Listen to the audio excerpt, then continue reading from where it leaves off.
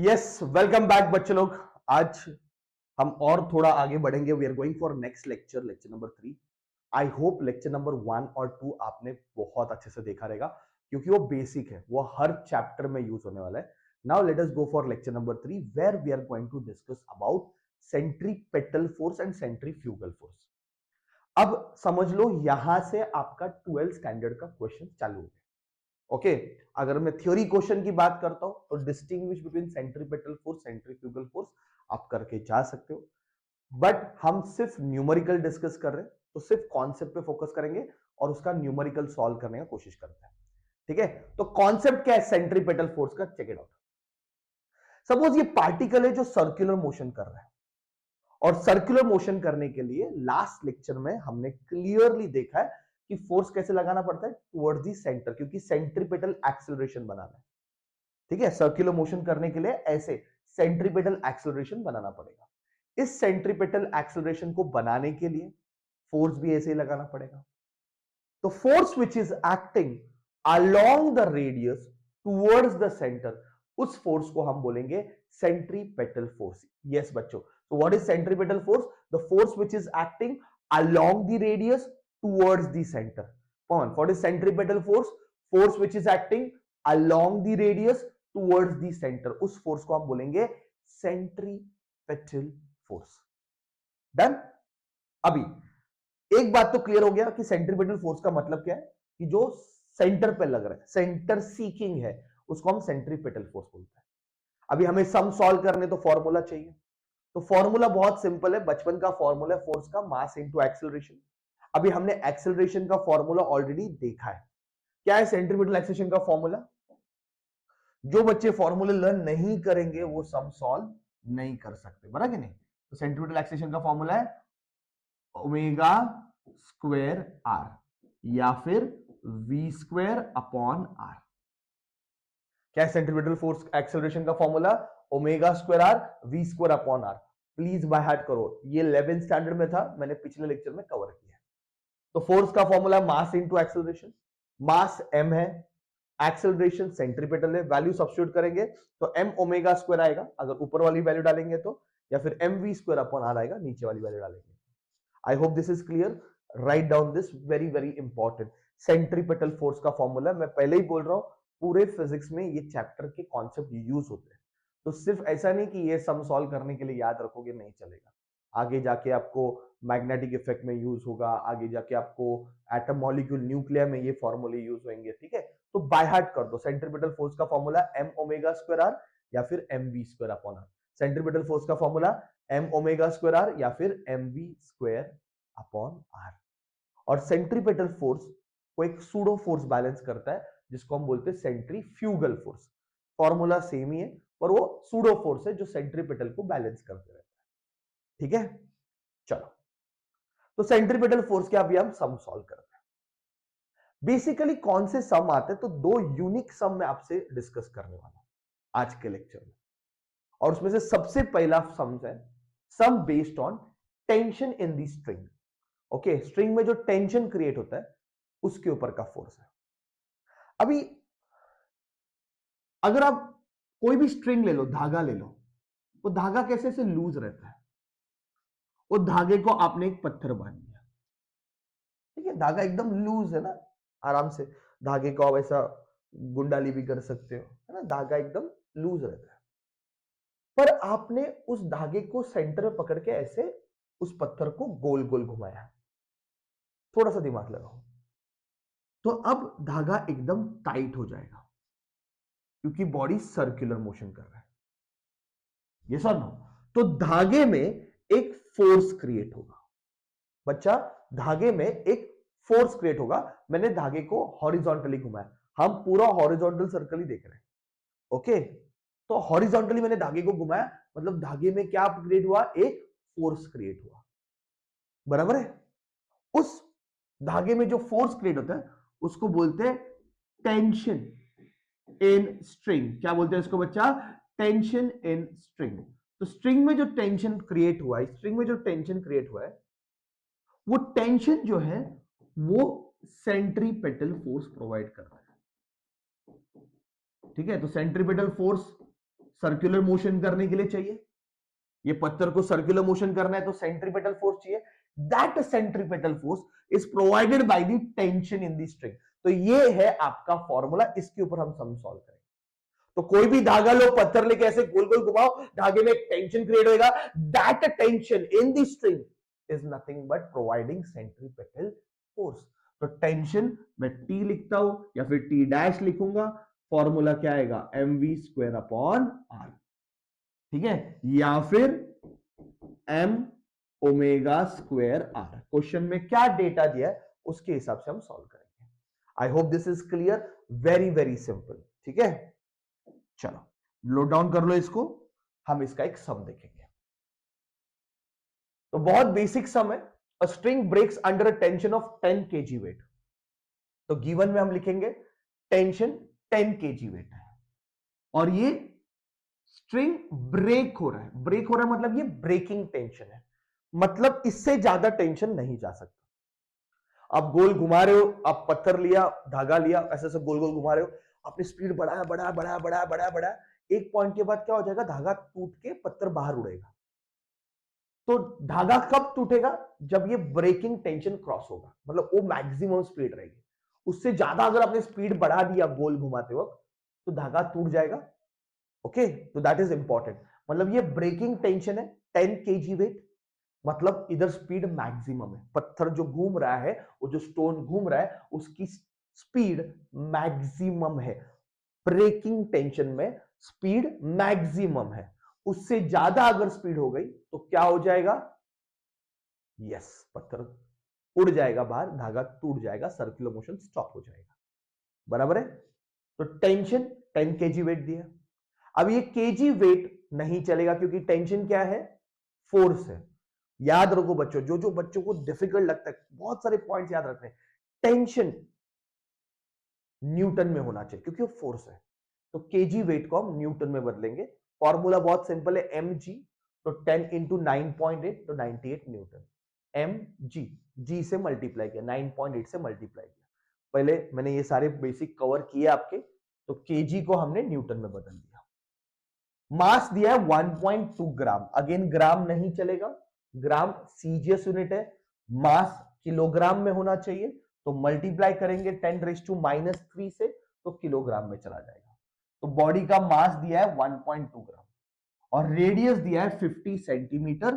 तो 50 सेंटीमीटर का रेडियस है, तो 50 इंटू 10⁻² से मल्टीप्लाई करूंगा, मीटर में कन्वर्ट होगा।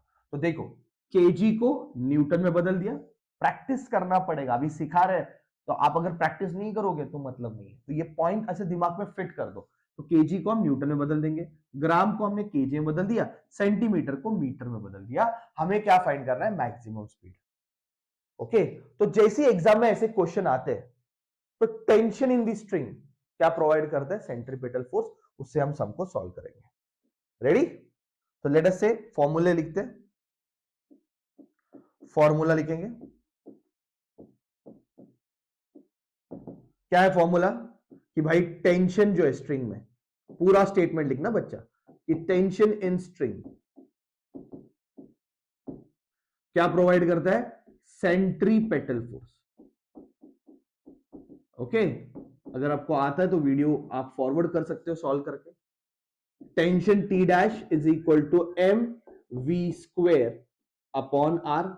ये ब्रेकिंग टेंशन है तो स्पीड मैक्सिमम होगी, हमें ये मैक्सिमम स्पीड ही फाइंड करनी है। v मैक्स स्क्वायर ही हमें फाइंड करना है। तो फॉर्मूला है T dash into R upon M. बराबर है। So v max square is equal to what is a T dash, T dash is 98 into what is R, 50 into 10⁻²। Simple है ना, value एकदम सब्स्टिट्यूट कर रहे हैं, अपॉन मास इज 1.2 इंटू 10⁻³। ठीक है बच्चा, अभी इसको सॉल्व करना है, सिंप्लीफाई करना है। मैंने पहले के वीडियो में बेसिक मैथमेटिक्स पढ़ाया है, उसको आप देख लेना। ओके, अगर आपको डिफिकल्ट लगता है तो अदरवाइज आप आराम से इसको कर सकते हो। जैसे कि मैं इसको क्या करता हूं, एकदम सिंपल है। ये पॉइंट हटा देता हूं, ये पॉइंट हटा दूंगा तो ये 10 कितना हो जाएगा -4, बराबर है। अपने को V मैक्स फाइंड करना है, तो रूट ऑफ, देखो कैसे लिख रहा हूं, ये नीचे वाला मैंने 12 बना दिया, ओके। ऊपर मैंने क्या रखा है 98 है, इंटू 50 है, इंटू 10 का पावर, ये -2 है और ये -4 ऊपर जाएगा तो +4 हो जाएगा। ये -2 है और इसको -3 को मैंने क्या किया -4 कर दिया, क्योंकि ये 1.2 को 12 बना दिया, छोटा नंबर बड़ा कर दिया तो नेगेटिव पावर ऐड होएगा, तो ये +4 ऊपर जाएगा, -4 ऊपर जाएगा तो +4 हो जाएगा। इजी है कैलकुलेशन बच्चा, ओके। चलो, तो V max is equal to, हमारा रूल क्या है कि 10 की पावर क्या होनी चाहिए, इवन होनी चाहिए, तो 10 की पावर इवन है, दैट इज 2, 4 - 2 is 2, क्योंकि रूट के अंदर 10 की पावर हमेशा इवन होनी चाहिए, ऑड नहीं चलेगी, 3 नहीं चलेगा, 7 नहीं चलेगा, 5 नहीं चलेगा, इवन चाहिए। अभी इसका हम सॉल्विंग देखो, मैं बहुत सिस्टमैटिक वे में कर रहा हूं इसका, लॉग से आपके सामने एंटी लॉग लिखा मैंने, सिर्फ लिखा है मैंने, ऐसे कर्ली ब्रैकेट बना दिए, एक पार्टीशन बना दिया, यहां पे लिखा लॉग न्यूमरेटर, यहां पे लिखा लॉग डिनोमिनेटर, ठीक है। थोड़ा इसको और, क्योंकि हम ब्रैकेट्स थोड़े सिस्टमैटिक यूज करेंगे, ये ऐसे कर्ली ब्रैकेट डाल दिए सपोज, ओके, और यहां पे हम लिखते हैं हाफ, पहले हाफ इंट्रोड्यूस कर लेते, हाफ किसका है, ये रूट का पावर हाफ होता है, तो लॉग में, लॉग के मेरे सम्स देख लो आपको समझ में आएगा, तो रूट का पावर हाफ होता है तो मैंने हाफ ले लिया, ठीक है। पार्टीशन बना दिया, यहां पे लिखा लॉग न्यूमरेटर, यहां पे लिखा लॉग डिनोमिनेटर, ठीक है। अभी हमें स्टार्ट करना है 98 के लॉग से, कैरेक्टरिस्टिक उसका 1 है, पॉइंट 98 का लॉग क्या आप लॉग टेबल में देख सकते हो, ओके। 98 का लॉग जो है वो 9912 है, ओके, यहां पे दिख रहा है 9912, अभी आपको इतना छोटा शायद से नहीं दिखेगा, पर लॉगरिथम में नेक्स्ट पेज पे 98 का 0 देखना है, 98 का 0 देखना है 9912, ठीक है। तो 9912 ये 98 का लॉग है, 50 का कैरेक्टरिस्टिक है 1.50, किस में देखोगे, ये 55 से स्टार्ट हो रहा है, तो नेक्स्ट जो 10 से चालू होता है 50 का वैल्यू है 6990, क्या है 6990, 6990, कितना सिंपल, देखो इसका लॉग लिखा 98 का, 50 का लॉग लिखा, दोनों को मैं प्लस कर रहा हूं, 2 9 + 10 1 19 18 19 1 carry year, that is 16 1 carry year, तो 3.6902, ओके। और यहां पे डिनोमिनेटर में सिर्फ 12 है, तो 12 का लॉग देख लेते हैं, 12 का लॉग है 0792, तो 12 का लॉग 1.0792, ठीक है। तो ये डिनोमिनेटर में एक ही नंबर है, तो मैंने क्या कर दिया 98 का लॉग लिखा, 50 का लॉग लिखा, दोनों को प्लस कर दिया जो न्यूमरेटर में था, डिनोमिनेटर का लॉग इधर लिखा है। अभी थोड़ा सा मेरे को जगह कम गिर रही है, तो मैं इधर नीचे लिख देता हूं, एंटी लॉग ऑफ हमारे पास क्या आया है, हाफ है, और ब्रैकेट के अंदर ये जो न्यूमरेटर की वैल्यू है 3.6902, इसको माइनस करना है इस वैल्यू से 1.0792, ठीक है।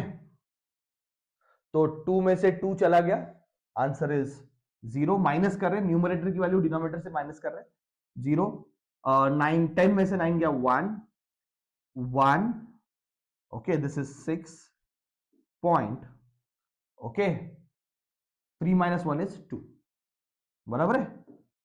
अभी ये 2 से हम कैंसिल करेंगे, 1.3055, तो ये आंसर आया 2 से, जो फाइनल होने के बाद जो भी आंसर आएगा माइनस करके उसको 2 से डिवाइड कर दो, क्योंकि बाहर हाफ रखा है रूट का, ओके, और फिर एंटी लॉग निकालना है। ये ऑलरेडी मैंने सिखाया है, तो प्लीज वो लेक्चर्स रेफर करो, आपके लिए बेटर रहेगा। ये ऑलरेडी मैंने ये सारी चीजें सिखाई है, ठीक है। तो ये एंटी लॉग इसका फाइंड करना है, और यहां पे मैं बच्चा लिख देता हूं 10⁻², ओके, सॉरी 2 का रूट है ना, रूट से बाहर आएगा तो 1 हो जाएगा, तो ये 10⁻1 है, 10⁻1 है ना। ये 4 - 2 कितना है 2, तो रूट के अंदर 10⁻2 है। अगर ये कैलकुलेशन देखोगे रूट के अंदर 10⁻2 है, तो 10⁻2 का हाफ, 2 का हाफ कितना होता है 1, 1 लिखने का जरूरत नहीं है, तो बाहर ये 10 भी है, भूल मत जाना उसको। इज इक्वल टू, अभी इसका हम एंटी लॉग फाइंड करेंगे, 0.30 का 55, ओके। एंटी लॉग कैसे फाइंड करते हैं, पॉइंट के बाद, तो 0.30 का 55, तो ये हो गया, ये हो गया, ओके। एंटी लॉग है 0.30 का 55, 0.30 का 5 यहां पे मुझे दिख रहा है, ये छोटे नंबर आपको शायद नहीं दिखेंगे, आपके लॉग बुक में देखो, 0.30 का 5, और यहां पे 5 है 2, इन दोनों को प्लस करेंगे, 2018 प्लस 2 इज 2020, तो 2020, दो नंबर के बाद क्या आ जाएगा पॉइंट, क्योंकि 1 है ना, पॉइंट के पहले 1 नंबर है, व्हाट इज 1 + 1 2, तो दो नंबर के बाद क्या आ जाएगा पॉइंट इंटू 10, ये 10 भूल मत जाना, तो आंसर आएगा 202 मीटर पर सेकेंड, ये मैक्सिमम वेलोसिटी है, ठीक है। तो what is the maximum velocity, it is 202 metre per second.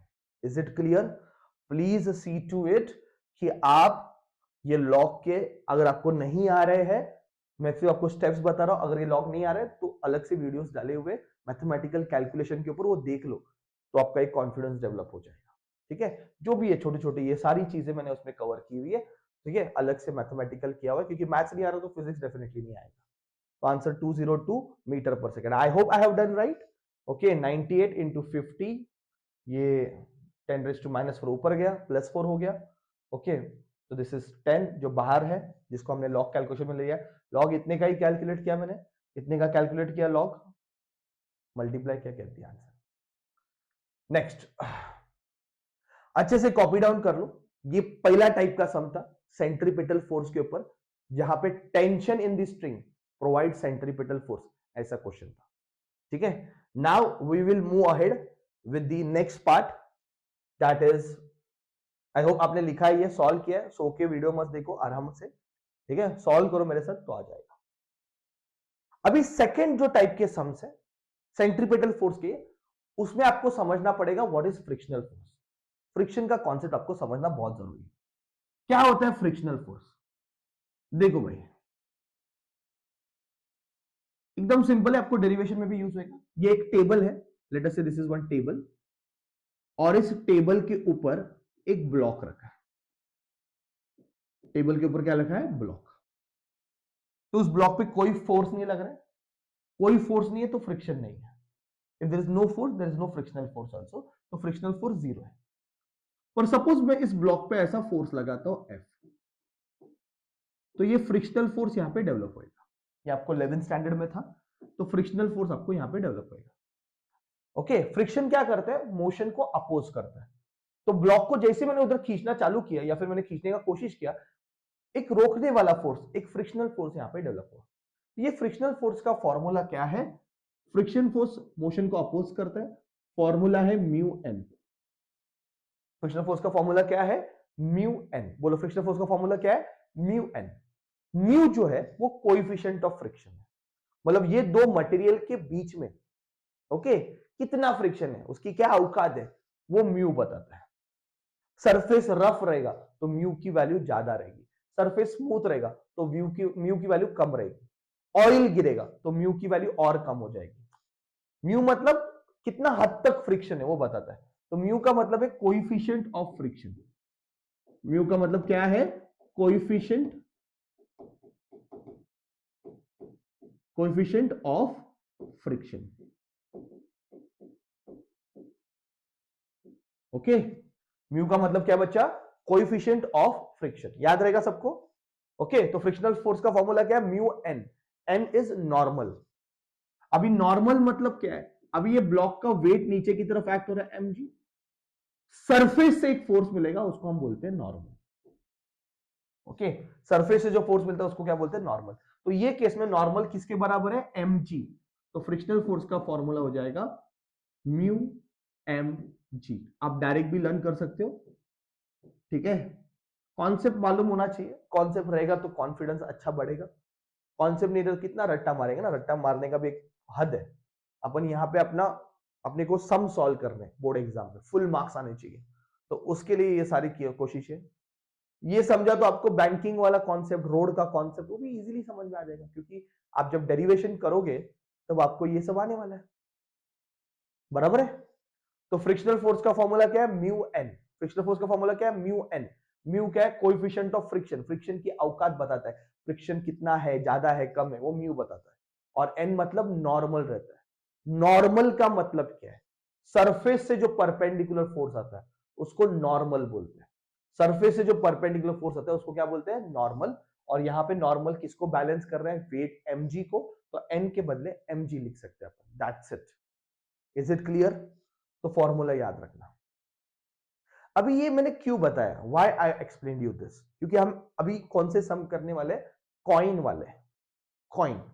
अभी आप एक रोटेटिंग डिस्क ले लो, एक रोटेटिंग डिस्क ले लो, एक ग्रामाफोन वगैरह ले लो, और उस डिस्क पे, ओके, ये एक रोटेटिंग डिस्क है बड़ा सा जो गोल घूमता है डिस्क, उसमें मैंने एक कॉइन रखा। क्या रखा मैंने? एक कॉइन। तो कॉइन मैंने जैसे डिस्क पर रखा, अभी जब ये डिस्क सर्कुलर मोशन करेगा, सॉरी रोटेशनल मोशन करेगा, डिस्क ऐसे गोल घूमेगा, तो ये जो कॉइन है ये सर्कल बनाता है, बराबर है। कॉइन सर्कल बनाता है, तो ये रेडियस आर है। कॉइन क्या बनाता है? सर्कल बनाता है, रेडियस आर है। अभी बच्चा, सर्कल बनाने के लिए सेंट्रीपेटल फोर्स चाहिए। बिना सेंट्रीपेटल फोर्स का तो सर्कल नहीं बनेगा। तो यहां पे सेंट्रीपेटल फोर्स कौन प्रोवाइड करता है? Frictional force. कौन प्रोवाइड करता है? Frictional force. एग्जाम में याद रखो, डिस्क, डिस्क के ऊपर रखा है कॉइन, डिस्क रोटेशनल मोशन कर रहा है, कॉइन सर्कुलर मोशन कर रहा है। सर्कुलर मोशन करने के लिए सेंट्रीपेटल फोर्स चाहिए। सेंट्रीपेटल फोर्स कौन प्रोवाइड करता है? Frictional force. तो जितने भी कॉइन वाले सम आने वाले, डिस्क के ऊपर कॉइन रखा, डिस्क घूम रही है, ऐसा सम आपने बोर्ड एग्जाम में देखा, तो कौन सा फॉर्मूला लगाओगे कि भाई सेंट्रीपेटल फोर्स? क्या फॉर्मूला है? Centripetal force is provided by, कौन प्रोवाइड करता है? Frictional force. ओके, इससे हमको सम सॉल्व करना है। Is that point clear my dear students? Very very important. Centripetal force क्या प्रोवाइड करता है? फ्रिक्शनल फोर्स प्रोवाइड करता है। ओके, तो इसके ऊपर के सम करने वाले। फ्रिक्शनल फोर्स का फॉर्मूला हमने यूज किया हुआ है, म्यू एम जी। कॉइन के लिए यूज करेंगे, डिस्क हॉरिजॉन्टल रखेंगे, इजी सम आता है, ठीक है। लिख के लो, हम आगे बढ़ रहे हैं। वीडियो को पॉज करके लिख के लेना हमेशा। A coin kept on a horizontal rotating disc। जैसे ये पढ़ते हो भाई, समझ जाने का, हमें ये सब आराम से सॉल्व करने आएगा। Okay, has its center at a distance 0.1 metre from the axis of rotation। Okay, तो एक कॉइन है, उसको रोटेटिंग डिस्क पे रखा, यहां से एक्सिस जा रही, कॉइन यहां पे रखा है, और कॉइन से एक्सिस तक का डिस्टेंस है 0.1 मीटर। मतलब आपको क्या दिया हुआ है? Radius. Okay, and if the coefficient of friction between coin and disc, क्या बोला है? कोएफिशिएंट ऑफ फ्रिक्शन मतलब क्या? म्यू 0.25 है। हमें स्पीड फाइंड करनी है डिस्क की, सो दैट कॉइन स्लिप ना हो जाए, क्योंकि अगर डिस्क की स्पीड बढ़ गई तो धीरे धीरे कॉइन क्या हो जाएगा? स्लिप हो जाएगा, निकल जाएगा बाहर, बराबर कि नहीं? तो मिनिमम मैक्सिमम वो स्पीड से हमें घुमाना है कि वो स्लिप नहीं होना चाहिए, ठीक है। तो रेडियस दिया है 0.1 मीटर, म्यू दिया है 0.25, हमें फाइंड करना है ओमेगा। डिस्क की स्पीड, डिस्क की स्पीड क्या होती है? ओमेगा। डिस्क रोटेशनल मोशन करता है, उसकी स्पीड क्या होती है? ओमेगा। ये फाइंड करना है, ठीक है। फॉर्मूला क्या है? फॉर्मूला क्या है? जैसे ही आप ये पढ़ोगे बच्चा, जैसे ही आप ये पढ़ोगे, आपके दिमाग में आना चाहिए सेंट्रीपेटल फोर्स। कम ऑन, क्या बोल सकते हो? सेंट्रीपेटल फोर्स कौन प्रोवाइड करता है? Frictional force. ऑप्शन में डालने का जरूरत है क्या भाई? डेटा लिख सकते हो आराम से। Centripetal force is provided by frictional force. Centripetal force का कौन सा फॉर्मूला यूज करेंगे? एम आर ओमेगा स्क्वायर, क्योंकि हमें ओमेगा फाइंड करना है। डिस्क की स्पीड ओमेगा होती है, याद रखो, वी नहीं, ओमेगा फाइंड करना है। और फ्रिक्शनल फोर्स का फॉर्मूला है म्यू एम जी, अभी अभी हमने पढ़ा है कि नहीं, लर्न करके रखो। एम और एम क्या हो जाएगा? कैंसिल। हमें क्या फाइंड करना है? Omega square. Omega square is mu G by R, है ना? तो ये बन गया फॉर्मूला। तो ओमेगा क्या आएगा? Root of mu G by R. तो ओमेगा क्या बनेगा? Root of mu. What is the value of mu? Mu is 0.25। G की वैल्यू कितनी है? 9.8। और रेडियस, रेडियस कितना दिया है? 0.1। अभी अगर आप मुझे पूछोगे ना, तो इसको मैं बिना लॉग का सॉल्व करने वाला हूं, बिना लॉग का करके बताया, बिना लॉग का। चलो, लॉग नहीं यूज करेंगे, आराम से होएगा। जैसे इसको मैं एकदम आपके लिए इजी कर रहा हूं, 25/100 लिखा, चलेगा? 2 नंबर पहले पॉइंट है, पॉइंट निकाला, 25/100। मेरे साथ टेक्निक सीखो आप आपका में कैलकुलेशन कर सकते हो, या फिर मैं जैसे बोल रहा हूं, धीरे धीरे प्रैक्टिस करोगे, डेवलप होना ही है। प्रैक्टिस करोगे तो डेवलप होगे, गलतियां होगी पर डेवलप हो जाओगे। Don't worry about it. 1 number पहले पॉइंट है, 1 नंबर पहले पॉइंट है, कैंसिल हो गया। अब मुझे बताओ 25 का रूट क्या है? 5। 100 का रूट क्या है? 10। 98 जो होता है वो 49 इंटू 2 होता है, 49 2 98। तो 49 का रूट 7 है, रूट 2 आ जाएगा। 5 7 का कितना हो गया? 35। तो 35, 5 7 35 अपॉन 10 है। 35 अपॉन 10 मतलब 3.5। ओके,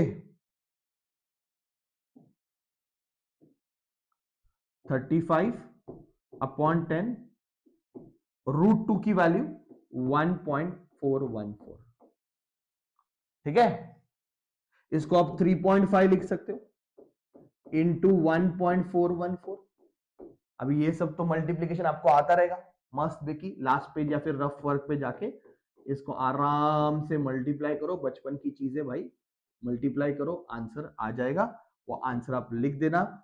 ओमेगा आपने फाइंड किया, यूनिट क्या लिखोगे? रेडियन पर सेकेंड।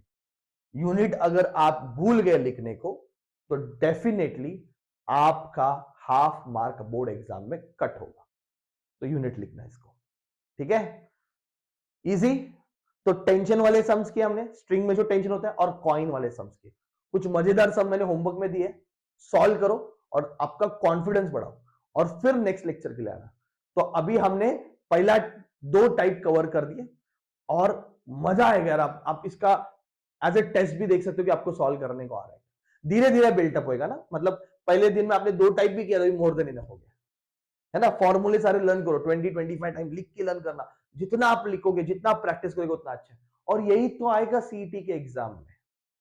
नीट और जेईई ऑफ कोर्स ज्यादा हेल्प नहीं होगा, क्योंकि सम्स की लेवल बहुत डाउन है, बट सीईटी तो हो जाएगा। एमएसटी सीईटी के सम्स काफी हद तक सिमिलर आते हैं जितने बोर्ड्स के कॉन्सेप्ट, ठीक है? तो आपको उधर भी फायदा हो जाएगा, right? So I hope you got it how to do it, right बच्चा? अभी नेक्स्ट लेक्चर में हम इसके आगे वाले पार्ट देखेंगे। सेंट्रीपिटल फोर्स की है सम्स, बट स्पेशल केसेस है, that is banking of road वाले क्वेश्चंस। यस, तो थोड़ा बहुत थ्योरी पढ़ के नेक्स्ट लेक्चर के लिए आ जाना बच्चों। Okay, thank you very much.